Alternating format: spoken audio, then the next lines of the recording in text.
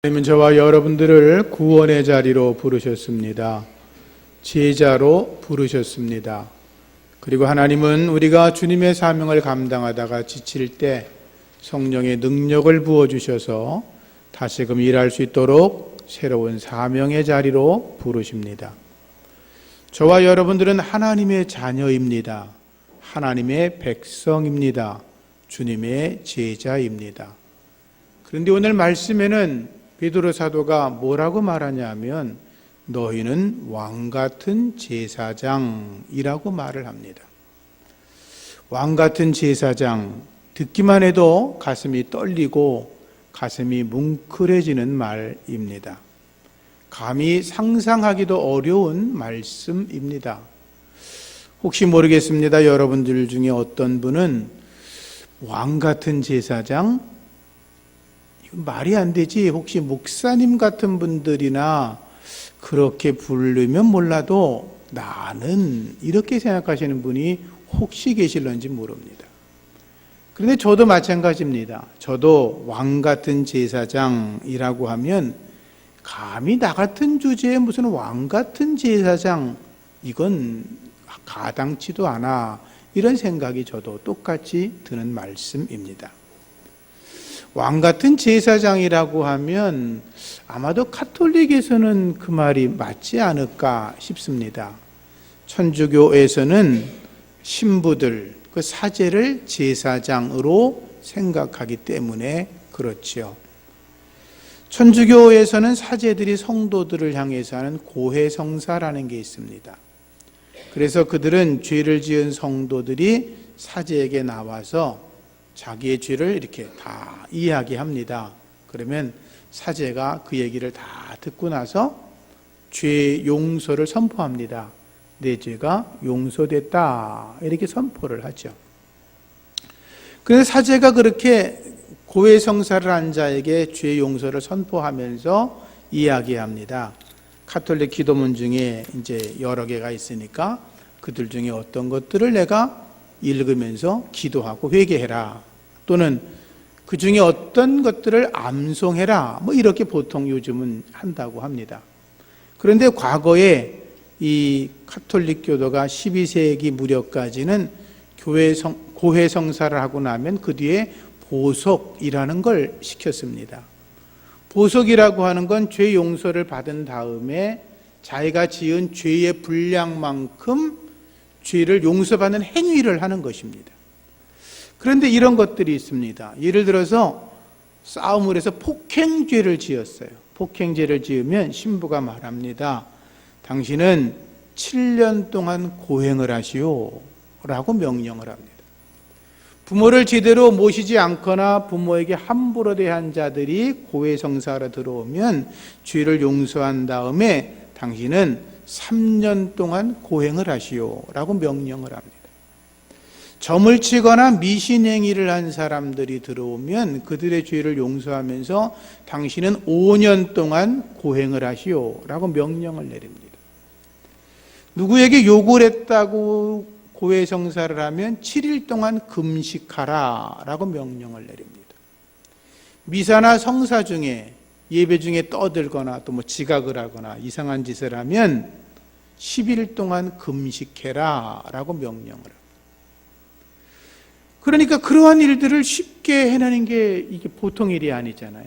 또는 어떤 경우는 고해성사를 하고 나면 신부가 사제니까 명령합니다. 당신 죄가 용서받았는데 대신 보석하기 위해서 지금 당장 모든 일을 접어두고 성지순례를 갔다 오시오, 이렇게 명령하기도 하고, 또는 한 달 동안 아무것도 하지 말고 참회 기도만 해라, 이렇게 명령하기도 했다고 합니다. 그러니까 죄를 짓지 말라, 물론 그런 이야기인데 그 고해성사는 성도들에게 있어서 너무너무 힘든 것이었는데, 또 반대로 신부들에게도 고해성사라는 건 아주 큰 스트레스 중에 하나였다 그럽니다. 기록들을 읽어보면 이런 이야기들이 있습니다. 어떤 남자가 바람을 필 때마다 고해성사를 하러 왔습니다. 죄 용서 받았다 그러면 끝이니까 바람을 피면 또 오고 바람을 피면 또 오니까 이 신부가 그 목소리를 들으면 누군지를 알잖아요. 이게 그놈이라는 걸 알잖아요. 늘 그놈이 오니까. 그러니까 이 신부가 너무 열을 받아가지고 견딜 수 없어서 내가 신부를 안 하면 안 했지 이놈은 그냥 둘 수 없어. 그래서 고에서를 뛰어나와서 그놈이 앉아있는 데 들어가서 막 주먹으로 패고 발길로 걷어차고 폭행을 했다 그럽니다. 그런데 아주 신기한 거는 그렇게 신부한테 얻어맞은 그 인간이 그 다음부터는 바람을 피지 않았다는 그런 기록이 있습니다. 또 하나는 어떤 여자가 그 간음을 늘 하고 나면 이 고해성사하러 왔다 그럽니다. 목소리를 들으니까 알잖아요. 또 그랬습니까? 또요? 이게 아주 유명한 말로 이렇게 있었는데 신부가 그 여자 이야기를 듣고 나서 이 여자가 어떤 니은인가를 잡으려고 동네를 돌아다니기도 하고 교회 안에서 그 여자가 누군가 살피는 그런 일도 있었다는 기록들이 있습니다. 이런 것들은 이제 사제 또는 신부 이런 사람들이 제사장이기 때문에 가능하다는 그런 사고 속에서 시작이 되어진 겁니다. 그런데 오늘 성경의 말씀은 베드로 사도가 뭐라고 말하냐면 신부나 사제들이 왕 같은 제사장이 아니라 주님의 제자로 부름받은 모든 자들이 이 자리에 앉아있는 여러분들 모두가 다 왕 같은 제사장이다. 이렇게 말씀하고 선포한다는 것입니다. 오직 너희는 택하신 족속이요 왕 같은 제사장들이요 거룩한 나라요 그의 소유된 백성이라 라고 말씀했습니다. 왕 같은 제사장. 이 말에서 신학적인 개념 속에 만인 제사장이라는 개념이 나왔습니다. 이 만인 제사장이라는 것은 카톨릭과 개신교를 구분짓는 아주 중요한 교리 중에 하나입니다. 무슨 말이냐 하면 예수님을 나의 구주로 영접하고 부름받은 모든 자들은 다 주 안에서 동등하다는 것입니다. 무슨 말이냐 하면 사제, 신부, 제사장이 되어서 계급적인 차별이 있는 게 아니라 이런 사제나 제사장들이 우리의 죄를 들어주고 죄를 선포해주고 어떤 행위를 하는 그런 계급적인 차원에 있는 게 아니라 하나님께 부름받은 모든 자들은 동등하다라고 하는 것입니다. 그래서 이 개신교와 캐톨릭의 차이는 동등의 차이에 있습니다. 계급이 아니라 동등하다라고 하는 거죠. 다시 말씀드리면 성직자인 목사들은 죄를 사하는 구약 성경에서의 제사장이나 어떤 그런 것을 행위를 행하는 절대적 계급이 아니라 예배를 인도하고 성례전을 책임지는 자로서의 역할을 하는 사람, 계급이 아니라 그 역할을 하는 분이다라고 성경은 가르친다는 거죠. 16세기 전까지만 해도 모든 성도들은 다 이 캐톨릭 지배하에 있었기 때문에 모든 사람들이 성찬을 참여하면 성도들은 전병, 떡만 받아 먹었습니다. 지금도 카톨릭은 전병만 줍니다. 포도주, 보혈은 주지 않습니다. 최근에 일부 캐톨릭에서 이렇게 성찬할 때 포도주도 보혈도 나누어 준다는 얘기를 듣긴 했지만 저는 본 적은 없고 어쨌든 그것은 사제만 포도주를 마실 수 있었습니다. 그런데 16세기 이후 종교개혁이 있은 뒤에는 모든 교회 안에서 성도들도 함께 포도주와 떡을 나누며 우리는 하나님 앞에서 구원받은 백성이다 라고 하는 동등함을 가르치기 시작했습니다. 과거에는 하나님 앞에 드리는 찬송도 일반 성도들은 감히 생각도 못했습니다. 그러나 종교개혁 이후에 모든 성도들도 하나님을 마음껏 찬양할 수 있도록 하였지요. 이것은 성직자와 평신도가 무슨 구분이 없다, 이것은 아닙니다. 하는 역할에 구분은 있지만 계급에는 차이가 없다라고 하는 것이죠. 그래서 성경 안에서 우리 개신교는 뭐라고 이야기를 하냐 하면 개신교 목사들은 죄를 사하고 제물을 바치는 제사장으로서의 계급이 아니라 교회의 5가지 요소인 예배, 친교, 교육, 선포, 봉사, 이것들을 하기 위해서 부름받은 자들이고, 신앙을 수호하고 그리고 가르치고 성도들과 함께 하나님의 나라와 그의 의를 위해서 그리스도의 몸을 온전하게 하고 성도들로 하여금 봉사의 일에 힘쓰게 만들고 그리고 그리스도의 몸을 세우는 일에 부름받은 자라고 이해를 하고 있는 것입니다. 주님 안에서 부름받은 여러분들이 왕같은 제사장으로 부름받은 것에 대하여 감사감격하시고 주 앞에 그렇게 쓰임받을 수 있기를 주의 이름으로 축복합니다. 그러면 우리가 어떻게 왕같은 제사장으로 부름받을 수가 있는가? 베드로 사도가 그렇게 말을 했지만 그게 그럼 단지 베드로의 이야기였냐? 그건 아니고 놀랍게도 이 말씀은 이사야서에 예언이 되어 있습니다. 이사야서 61장 말씀을 읽다 보면 앞부분은 예수 그리스도가 메시아로 오셨다라고 하는 걸 이야기합니다.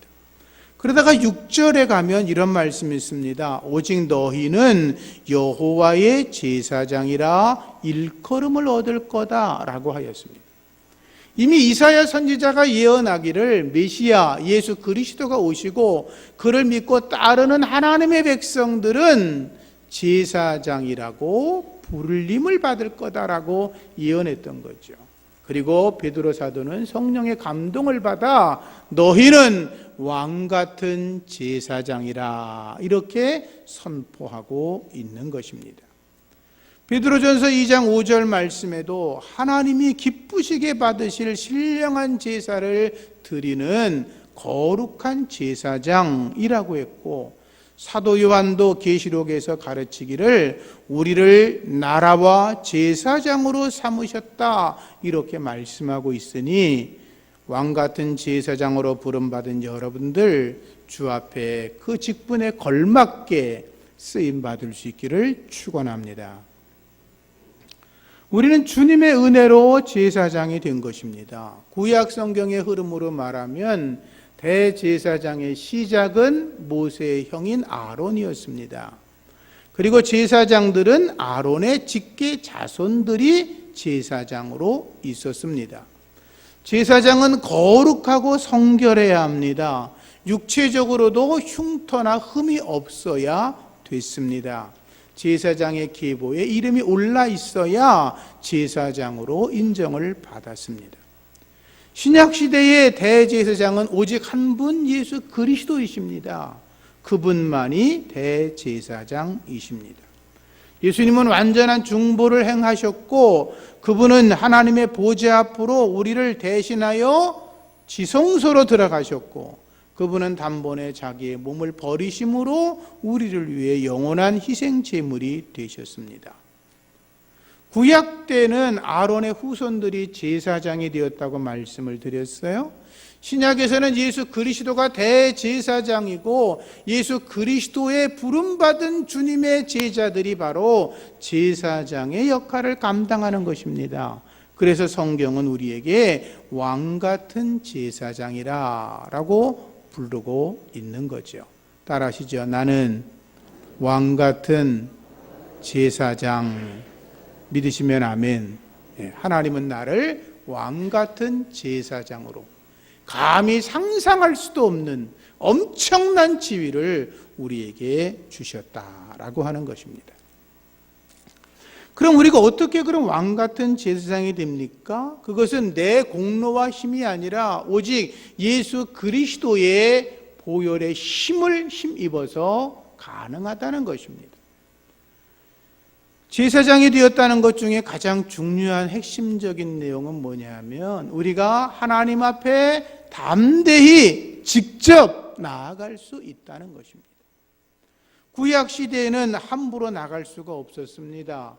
그 성소 앞으로 나아갈 수 있는 자는 제사장뿐이었고 지성소 안으로 들어갈 수 있는 자는 대제사장이, 그것도 1년에 딱 한 번 대속죄일 날만 들어갈 수 있었습니다.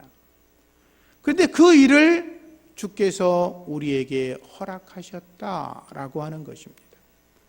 주님이 십자가 달려 돌아가실 때 성소 휘장이 갈라졌습니다. 이로 인해 구원받은 모든 백성들, 왕같은 제사장이 된 자들은 성소에 들어갈 담대한 믿음을 얻은 것입니다. 여러분들은 그러한 믿음을 소유하고 있는 자들이고, 우리가 하나님의 거룩한 지성소 앞으로 나아가 그분을 예배하고 그분 앞에 기도하고 그분과 더불어 교제할 수 있게 되었다라는 거죠. 그래서 히브리서 10장 20절 말씀에는 그 길은 우리를 위하여 휘장 가운데 열어놓으신 새롭고 산 길이라고 말씀하고 있는 거죠. 여러분들은 왕같은 제사장이십니다. 잊지 마시기를 바랍니다. 그런 특권을 받은 우리들은 하나님을 아바, 아버지라고 부르지 않습니까? 아바라는 말은 아빠, 그런 말입니다. 어린아이들이 아버지에게 아빠라고 다정하게 부르는 것처럼 우린 하나님을 아빠, 아버지라고 부를 수 있게 되었습니다. 왜? 우리가 하나님의 자녀이기 때문입니다. 왜? 우리가 예수 그리스도는 하나님의 독생자라고 이야기하지만 구원받은 우리들은 하나님의 양자의 영을 받았기 때문에 우리는 하나님을 아바, 아버지라고 부를 수 있다는 것입니다. 그리고 우리는 주님과 함께 하나님의 후사가 되었기 때문입니다. 그래서 우리가 은혜의 보좌에 담대히 나아갈 수 있는 것입니다. 죄 용서받은 은혜의 보좌는 본래 대제사장만이 나갈 수 있는 자리였습니다. 그런데 우리는 예수의 십자가의 보혈의 은혜로 누구나가 다 나갈 수 있다는 것입니다. 신부만이, 사제만이 나가는 게 아니라 구원받은 모든 백성들은 하나님을 아버지라고 부를 수 있기 때문에 아버지의 품에 누구든지 달려나갈 수 있는 것입니다. 그리고 죄도 누가 사죄해 줘서가 아니라 제사장이나 신부가 우리의 죄를 용서한다고 선포해서가 아니라 누구든지 하나님의 은혜를 입은 자들마다 그분 앞에서 죄 용서함을 받을 수 있다는 거죠. 우리가 죄를 자백하면 저는 미쁘시고 의로우사 우리의 죄를 사하여 주실 것이요 모든 불의에서 우리를 깨끗게 하신다 했으니 하나님 앞에 담대히 나아가 우리의 죄를 씻어내는 은혜가 있어지기를 축원합니다. 우리는 하나님 앞에 담대하게 기도해야 합니다. 왜? 제사장이 되었기 때문에. 제사장이 하는 일 중에 가장 큰 게 뭐냐 하면 백성들을 위하여 기도하는 것입니다. 여러분들이 해야 될 가장 큰 일 중에 하나는 뭐냐 하면 하나님의 거룩한 백성들과 죄 많은 세상 사람들을 위하여 대신하여 중보기도 하는 것입니다. 그래서 기도의 자리를 만드셔야 합니다. 기도의 자리에 나오셔야 합니다. 그리고 하나님 앞에 엎드려 구해야 합니다. 모든 사람들을 위해서 간구와 기도와 도구와 감사기도 하며 구해야 하는 것입니다. 너희가 무엇이든지 아버지께 구하는 것을 내 이름으로 주신다라고 하지 않았습니까?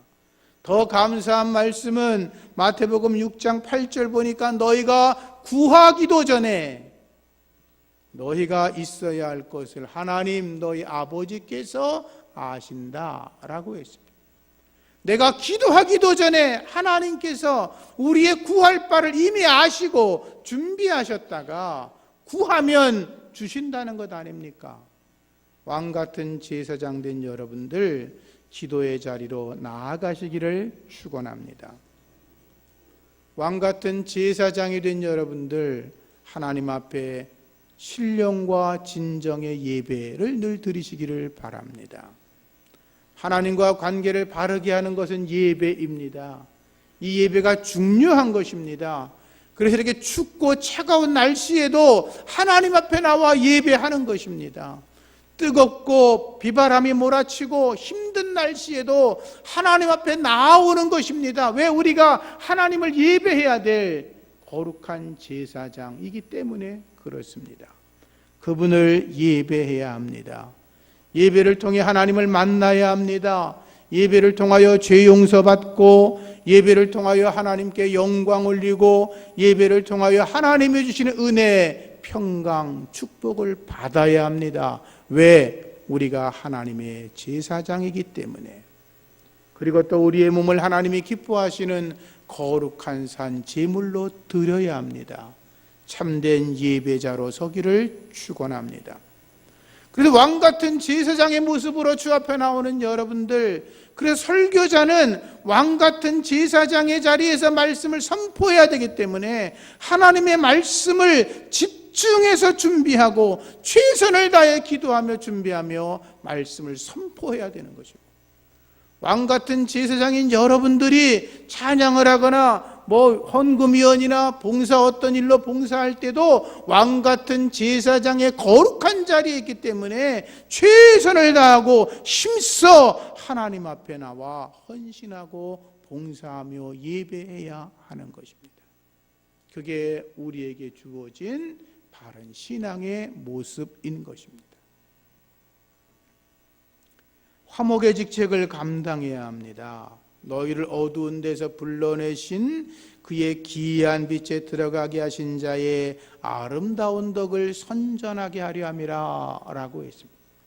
아름다운 덕이라고 하는 건 복음을 말하는 것입니다. 그것을 베드로는 아름다운 덕이라고 표현합니다. 예수 그리스도가 십자가에 달려 우리를 위해 죽으시는 거, 그분을 믿으면 구원받는다고 하는 거, 세상의 모든 죄 가운데 있는 자들을 하나님과 연결시켜서 하나님과 죄인들을 화목하게 만드는 것, 그 사명이 제사장의 일이라는 것입니다.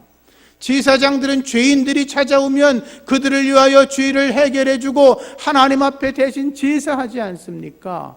여러분들이 왕같은 제사장이기 때문에 세상에 예수 믿지 않은 우리 주변 사람들을 그 죄를 해결하기 위해서 그들을 전도하고 아름다운 덕을 선전해서 그들로 예수를 믿게 만들고 그들이 하나님과의 관계를 회복시키는 사명, 그것이 바로 왕같은 제사장의 사명인 것이고, 그것은 천사도 부러워한다고 성경은 말씀하고 있는 것입니다. 그 사명을 잘 감당하시기를 축복합니다. 왕같은 제사장은 섬김의 자리에서 일해야 합니다. 왕같은 제사장은 군림하는 자가 아닙니다. 이사야서 61장 6절에 예언할 때에 너희가 여호와의 제사장이라 일컬음을 얻을 거다 라고 했는데, 그 다음 말씀을 읽어보면 사람들이 너희를 우리 하나님의 봉사자라 할 것이다 라고 되어 있습니다. 하나님의 봉사자라고 하는 것입니다. 왕같은 제사장으로 부름받은 우리들은 어떤 자리에 군림하는 것이 아닙니다. 우리 한국교회 문제가 어디 있습니까? 유교적인 기독교 생각이 너무나 가득해서 무슨 직분을 얻으면 교회 안에서 군림하려고 합니다. 자기가 최고가 되려고 하고 독재자가 되려고 하고 헤드십을 가지려고 합니다. 그게 문제라는 것입니다. 그러나 예수님은 세상에 오셔서 섬김의 삶, 섬김의 리더십을 가르쳐 주셨습니다. 누구나가 다 하나님의 거룩한 일을 섬기는 봉사자가 되어야 합니다. 그게 왕같은 제사장의 할 일이라고 하는 것입니다. 하나님 앞에서 겸손함으로 주님의 일을 잘 감당해 주시기를 부탁합니다. 마지막으로 왕같은 제사장들은 말씀의 사람이 되어야 합니다. 여러분, 왕같은 제사장이 하나님의 일을 하려면 어떻게 해야 돼요? 말씀을 알아야 될 거 아니에요. 율법을 알아야 될 거 아니에요. 복음을 알아야 될 거 아니에요. 하나님이 내게 어떤 말씀을 하는지를 알아야 될 거 아니에요. 만약에 제사장들이 성경의 말씀을 모른다면 그들은 도둑놈들이지요. 성도들의 영혼을 도둑질하는 놈들이죠. 목사가 하나님 말씀을 모르고 성경을 가르치면 그는 지옥으로 이끌어가는 장님일 수밖에 없죠. 여러분들이 왕같은 제사장들인데 하나님의 말씀을 전혀 모른다면, 또 알아도 제대로 알지 못한다면 그건 부끄러운 자라고 밖에 말할 수 없죠. 쉽게 예를 들면 유치원 아이들이 대학생 노릇을 하려면 얼마나 꼴불견이겠습니까? 왕같은 제사장이 하나님의 말씀을 모른다는 건 유치원생이 대학생 노릇하는 것과 똑같은 것입니다. 여러분 말씀의 사람 되기를 축복합니다. 지난해 여러분이 성경을 많이들 읽으셔서 얼마나 감사한지 모르겠습니다. 그런데 성경을 많이 읽어도 잘 깨달아지지 않습니다. 워낙 양이 방대하고 그리고 그것을 깨달을 수 있을 만한 영적 분별력이 우리가 부족하니까 그 성경을 우리가 다 알 수 없습니다.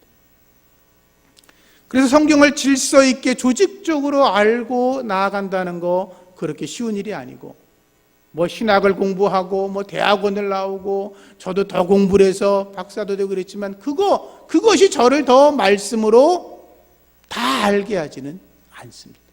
전혀 아닌 것입니다. 성경을 공부하는 방법은 크게 두 가지가 있습니다. 하나는 이렇게 뭐 주제별로, 책별로, 인물별로, 교리별로 이렇게 지식적으로 공부를 하는 것입니다.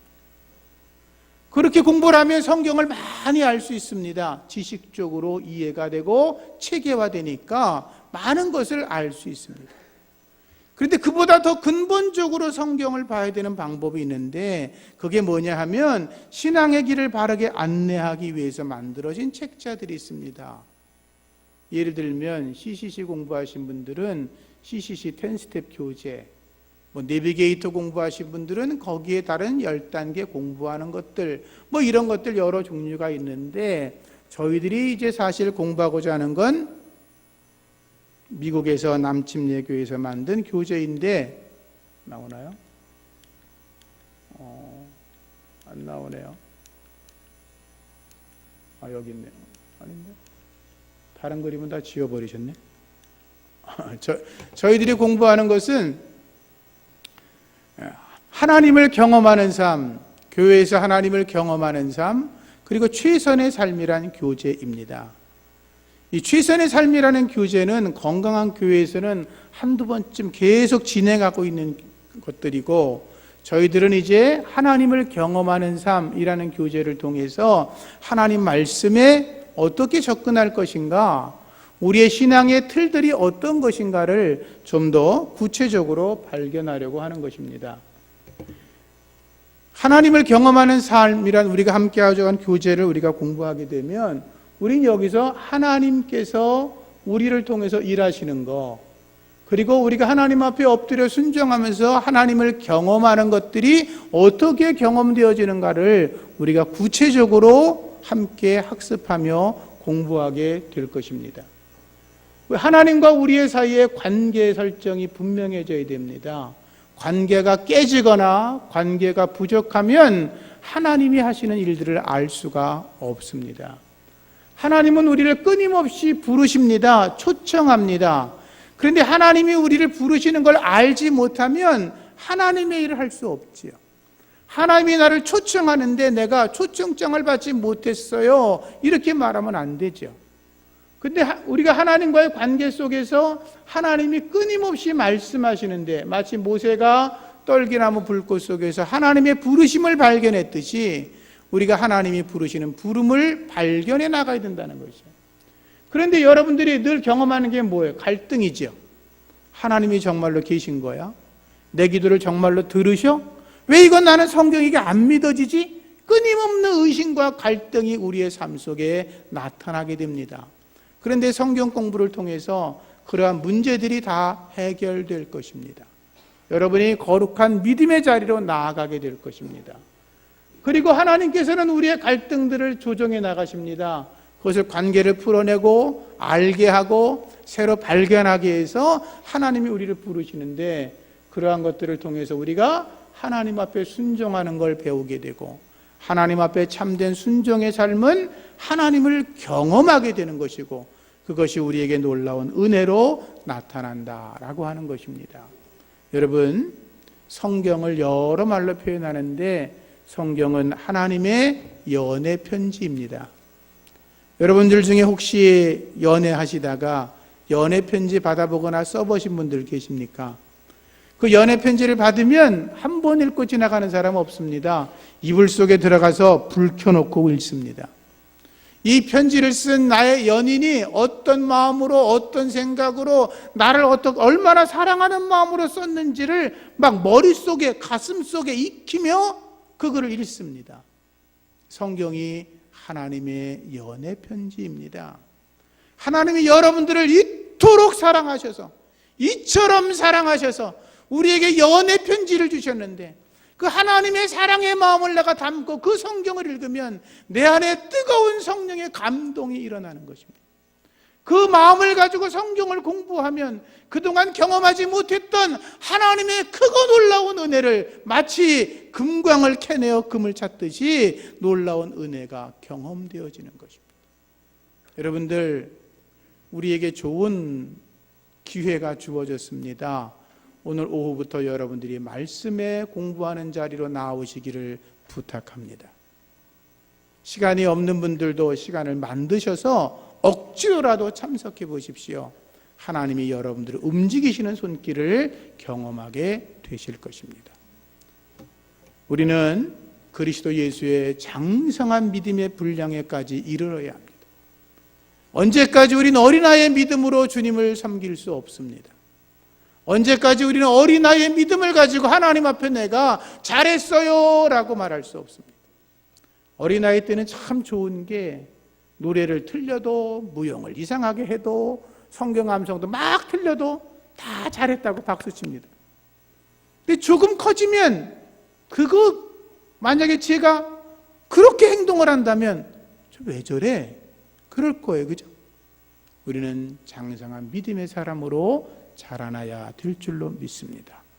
하나님 앞에 부끄럽지 않도록 왕 같은 제사장의 사명을 잘 감당하기 위해서라도 말씀의 자리에 나오시기를 주의 이름으로 부탁을 드립니다. 하나님 감사합니다. 저희들을 왕 같은 제사장으로 삼아주셔서 하나님의 일꾼으로 저희들을 쓰시니 감사합니다. 주님, 왕 같은 제사장으로 부끄러움이 없는 거룩한 하나님의 사람이 될 수 있도록 우리 모두를 붙들어 주시옵소서. 예수님 이름으로 기도합니다.